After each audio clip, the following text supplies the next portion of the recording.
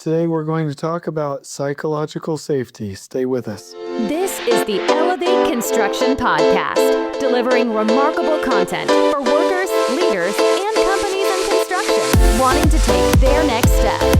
Get ready to step out of your comfort zone with Jason Schroeder as he encourages you to do better, live a remarkable life, and expect more.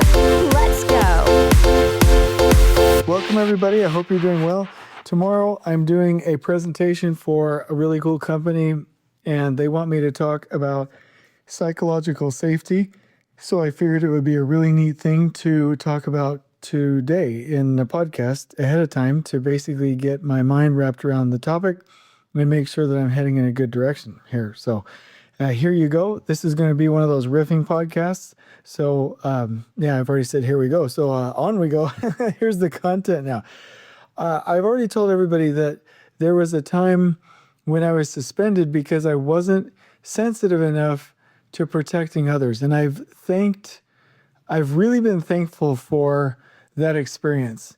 And while it might sound unprofessional for me to admit that I was suspended one time for not sticking up for somebody who was being harassed, even though I didn't know that I should, and I came from a culture where it wasn't a thing to do so, I could either let myself off the hook and, really be non-committal about that and really not take responsibility for that, or I can say, yeah, hey, that happened. And I'm going to say, hey, that happened and take full responsibility for those things.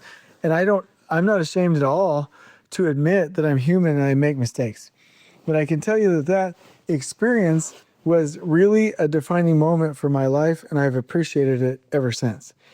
And so I have been very aware of the need to always be inclusive, to never say harassing things. If somebody says jokes on a project site and they're off color and nasty and dirty, and maybe it's even like protecting, crossing a line somewhere, even if somebody doesn't actively say that they're upset, it doesn't matter. The measure isn't how you feel about it, how you intended it, or whether or not somebody says anything. The question is it appropriate in the workplace? The point is, we have to really get away from completely from joking around, saying harassing things, ever being in a realm of joking about or discussing things that approach discrimination. And we have to always be above the line. So that means we have to have a higher level of sensitivity, and being suspended gave me that higher level of sensitivity. I want other people to get it without being suspended, without being fired, or without being sued, or without, suffering criminal charges. So if somebody says, I don't know why we're always talking about psychological safety and mental health and, topics of discrimination and harassment, I would say that is probably biting the hand that feeds you, in the sense that if we learn things like this, then you will be protected from some of the consequences that the rest of us have had to go through. So first and foremost, I want to say we never harass, we never discriminate, we never discriminate or harass anybody within a protected class. And it doesn't matter whether or not we intended anything by it, or whether somebody spoke up, or whether it's common. If it's right, it's right. If it's wrong, it's wrong. And so I want to be clear about that just coming out of the gate. But there's been an interesting thought process that I've been learning about from the book, The Upside of Stress, that stress is not unhealthy, right? I had somebody ask me just the other day, hey, we want to know generally how to work smarter, not harder, to avoid the adverse mental health effects that come from overwork and intense stress. Now, that's actually not a correct statement. Working hard is actually good for somebody. Working a lot is actually good for somebody. Having stress is good for somebody. But having work that is not safe and where you feel challenged in that environment, or where you are in a survival kind of a mindset, is not good. And stress where you feel challenged and you're in a survival kind of a mindset with stress is not good. What I mean is that when you're stressed about something, the difference between amped and stressed, or a negative kind of stressed, is what meaning you give it. Meaning that if I have a serious situation on a job site where we really need to perform well, I can be amped about that and realize that stress and have my body release certain chemicals and hormones into my body that will allow me to be in state and present. But if I'm in a situation where I'm like, I have to perform like this or I'm going to get fired, then that's a survival challenged kind of a scenario, and your body releases different chemicals for that. Meaning there are certain chemicals that your mind and your body releases when you're in a high stress situation that will allow human beings to better connect. When you are being challenged or when you receive trauma or abuse, the body releases chemicals that disconnect from other human beings, and then it becomes unhealthy.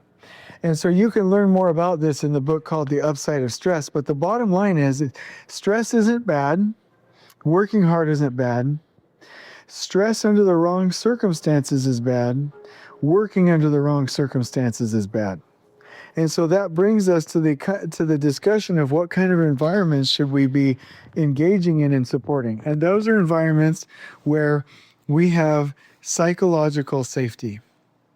And so you can work hard and be stressed or be under stressed on a project site and still thrive and be wildly happy, like I said, as long as you are working as a team, as long as you feel like you're accepted, as long as you feel like your job's not on the line, obviously, unless you obviously deserve something, but your job's not on the line for some random reason, that there's some kind of logic, rhythm, and reason to everything that happens to you at work.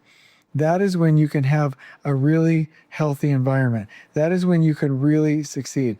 That is when you can go to work on a constant basis and enjoy where you are from a career standpoint and enjoy the people that you are with. So I'm going to give you a little bit of a graphic here that I stole from some wonderful folks over at O'Shea Builders. They have a really nice graph about this. I don't know where they learned it, but I'll tell you that there's two rows. Rows go horizontal. One is high psychological safety at the top, low psychological safety at the bottom, right? And then there's two columns, low standards and high standards. And so there's one column on the left that says low standards, one column on the right that says high standards. So in the category of high psychological safety and high standards, that's where learning and high performance happens. When you have high standards but low psychological safety, that's when you have anxiety. And that's where you feel challenged, and that's where you start to disconnect, and that's where you start to not produce as well. When you look at the intersection of low standards and high psychological safety, that's when you're in your comfort zone. And when you have low standards and low psychological safety, that's when people are apathetic.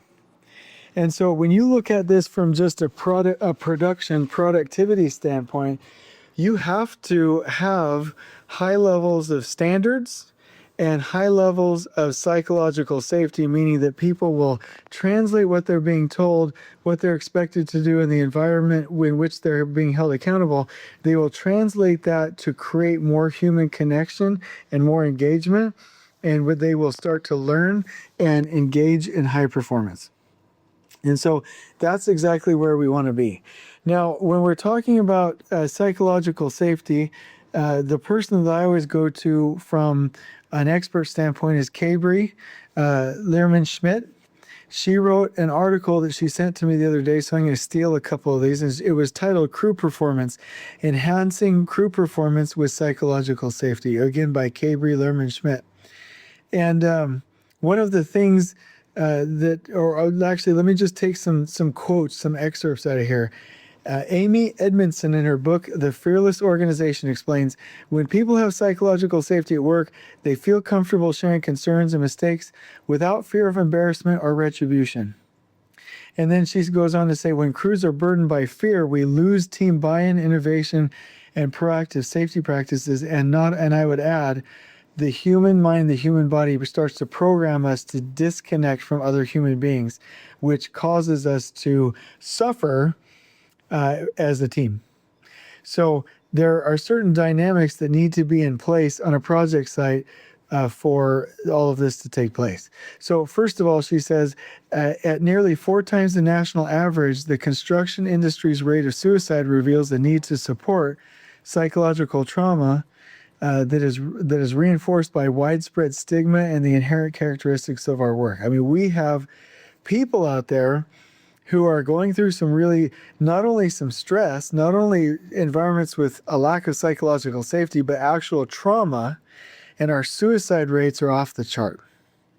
And there are massive consequences to this, and so that's why we need this framework. And so I'm going to read a couple of things here. Here are some things that we can do.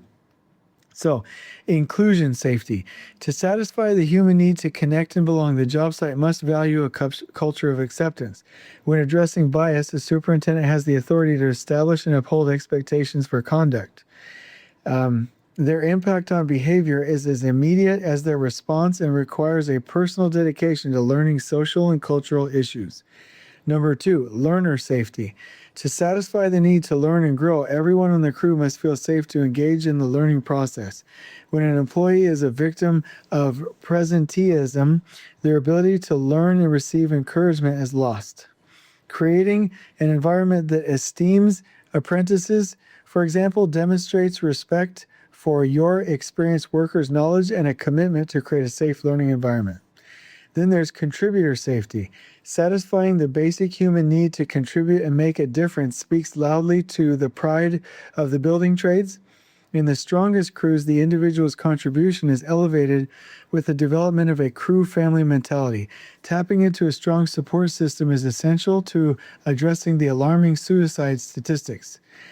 And then there's challenger safety. The highest level of psychological safety satisfies the basic human need to make things better. Pre-apprenticeship program, new outside Seattle, has created a game-changing training called Rise Up. It emphasizes the role of psychological safety in creating a culture that will attract and retain a future workforce by challenging the stigmas and hierarchies that support negative perceptions of our industry and prevent people from basically making things better. It enables them to challenge and to improve and to ask questions.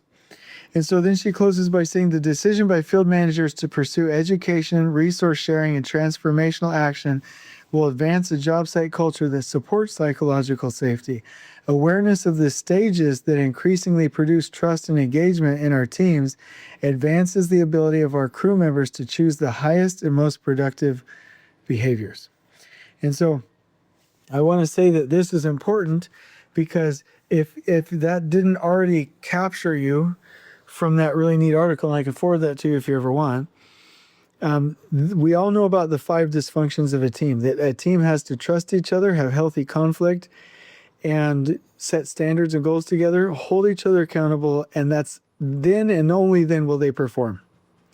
So if you don't have the psychological safety required to engage in healthy conflict, if you don't have the psychological safety required to be included, to learn, to contribute, and to challenge, then you will never be a high-performing team. It will never happen. And so it's really important to me that we have this. Healthy conflict cannot be underestimated. You will never have a team if you don't get past the step of learning how to engage in healthy conflict. In fact, no team will progress, and this is from me, if you don't have a multiplier leader, which is exactly what Cabri is talking about. The 5 behaviors of a team: trust, healthy conflict, goal setting, accountability, and performance.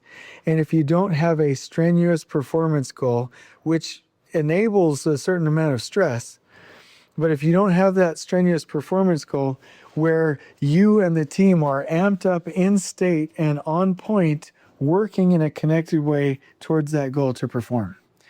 And so one of the things that I would recommend for everybody is to create environments where we can really be a team. where we have capacity, where we're working together, we're communicating together, we're included, we are celebrated for our contributions, we are allowed to learn and make mistakes, and where we are allowed to speak up, because that is the only way a real team works. And if we were able to do this, then we would have a lot lower impact negatively to people's mental health. We would stop adding, in certain instances, to the contribution of those who die by suicide. We would be able to reframe stress in a positive direction and hard work in a positive direction, to where people would engage in those things and support those things and not run away from those things. Because honestly, nowadays, there are a lot of people that will reduce the need for hard work, reduce the need for stress. That is not good. What we need to be reducing is the need for bad stress, unsafe stress, and bad work and unsafe work. And we need to get back to hard work. We need to get back to embracing stress, and we need to do it in a connected way with other people in environments that are psychologically safe. And so if you thought that any part of this or anything that you've ever heard before about psychological safety was some kind of social justice warrior type thing, I would invite you to reconsider it and to know that ultimately what we're asking people to do is to create environments where human beings can do their best. And I really hope that we can get to that point, because mental health and being healthy as a person is key to individual productivity, happiness, and to team productivity and happiness, and to ultimately project productivity and happiness, and is the only vehicle or method to deliver a project in a remarkable way, which, if everybody remembers properly, the project and the work was here to bless our lives. We're not alive to work. We work to live and to build great families and lives and live a remarkable life. And so we can only do that with environments that are psychologically safe. And so I'd encourage everybody to really embrace these concepts, learn about it, and drive forward. On we go. Please join us next time in elevating the entire construction experience for workers, leaders, and companies coast to coast. If you're enjoying the show, please feel free to share with your construction colleagues and help us spread the word by rating, subscribing, and